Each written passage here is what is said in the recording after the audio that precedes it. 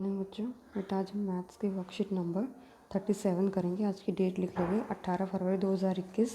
अपनी class section लिखोगे, अपना नाम लिखोगे और अपने कक्षा अध्यापक का नाम लिखोगे। बेटा आज हम बात कर रहे हैं घातांक और घात की। ठीक है, हम इसके बारे में पहले भी पढ़ चुके हैं, तो इसको हम रिवाइज़ कर रहे हैं। आपको दिया गया है 12 त्रिभुज। इसका मतलब क्या है? ठीक है, तो 12 त्रिभुज लिखा है तो इसका मतलब इसके साथ कैसे है, ये मल्टीप्लाई में है। ठीक है, 12 गुना त्रिभुज यानी कि 12 त्रिभुज। तो देखो इसका आंसर इनमें से क्या हो सकता है। पहला है 12 प्लस त्रिभुज, तो आपको पता है कि वो मल्टीप्लाई में है, लेकिन हमारा ये तो हो ही नहीं सकता, ये प्लस में दिया हुआ है। सेकंड है हमारा कितने त्रिभुज हैं, 1 2 3 4 5 6 7 8 9 10 11 12। कितनी है बेटा ऐसे त्रिभुज? 12 है। ठीक है, तो कितनी होगी ये? 12 त्रिभुज होगी टोटल। अगला है 1 2 3 4 5 6 7 8 9 10 11 12। अगला लेकिन मल्टीप्लाई में है, तो यानी कि त्रिभुज की घात कितनी है इसमें? 12। ये तो हो नहीं सकता हमारा। अगला है 12 जमा 1 त्रिभुज 2, तो 12 दूनी 24 त्रिभुज। तो बेटा ना तो ये हो सकता है ना ये। जो हमने इसको 12 त्रिभुज था, तो हमारा कौन सा आंसर होगा इसका? सेकंड पार्ट 12 त्रिभुज। ठीक है, नेक्स्ट है, अब आपको ना एक गेम खिला रहे हैं, आओ खेले पार्सल पास करो। ठीक है, तो देखो पार्सल कैसे पास होता है बेटा। इसमें ना कई रूल्स हैं, आपने पहले भी पढ़े हैं घातांक और घात के। जैसे जब आधार सेम हो ना तो घात जुड़ जाती है, तो यानी कि 2 4 जमा 6 कितना हो गया?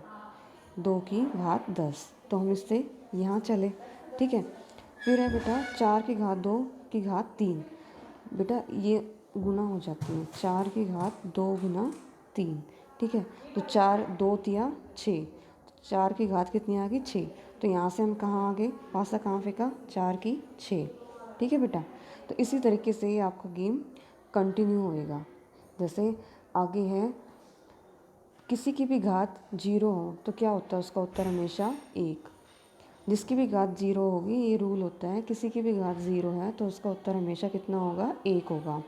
अब जैसे 6 की 6 है, अब भाग देना बेटा, तो 6 की घात 6 को 6 की घात 3 से देना। जब भी हम ऐसे भाग करते हैं ना और इसके आधार से में, तो घात जो है हमारी घट जाएगी। 6 घटा 3, तो 6 की घात 6 में से 3 गए 3, तो हमारा उत्तर क्या आ गया? अब 6 की घात 3।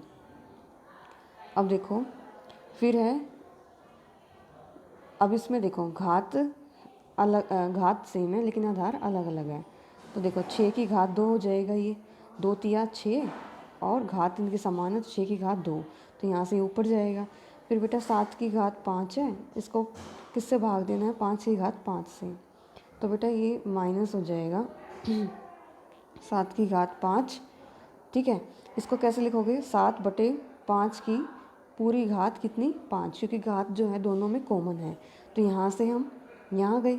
ठीक है, अब 7 की घात घटा 5 का क्या मतलब है? 1/7 की घात 5। जब भी घटा में होता है तो उसको किस में लिखना है? बटे में। तो यहाँ से हम यहाँ आए। ठीक है, अब जैसे ये है, अभी हमने ये वाला किया था, तो 5 की घात 3 गुना 4, तो 4 3 12, तो 5 की घात कितनी आ गई? 12, तो ये यहाँ पे आया। तो इसी तरीके से आपको एक गेम खिलाया गया बेटा, तो इसमें बहुत सारे रूल्स हैं जो आपको अपने माइंड में रखने हैं। जब आधार सेम हो तो घात जुड़ जाएंगी। ठीक है, जब इस तरीके का हो, a की घात m बाहर n, तो ये क्या हो जाएगा? a की घात m गुना n।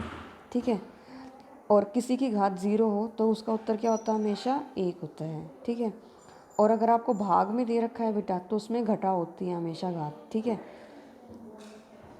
अब जैसे आपका अगला क्वेश्चन दिया है,